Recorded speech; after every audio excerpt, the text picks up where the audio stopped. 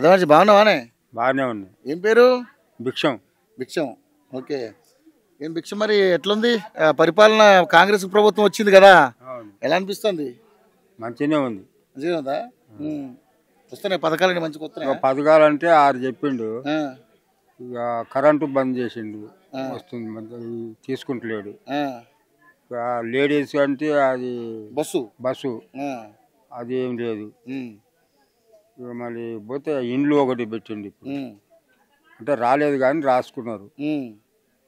ఇక మరి ఇప్పుడైతే అంతవరకు చేసింది.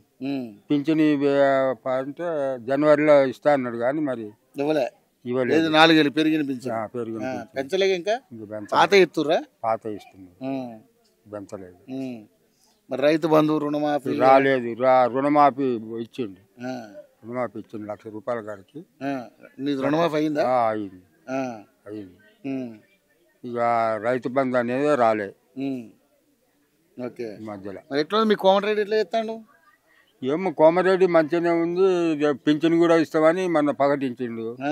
ఏది మరి 4,000 రూపాయలు మరి రేపు వచ్చే నెల ఇస్తాడా మరి? ఇప్పుడైతే లేదు, ఇక 2,000 ఇస్తాడు. ఓకే. రాలేదా? ఇది పాత నెలనా, కొత్త దాడి వచ్చింది. ఇప్పుడు రేపు మళ్ళా 25, 26కి వస్తే జనవరిలో ఇచ్చినట్టు లెక్క. ఇది పోయిన నెలే పింఛన్లు.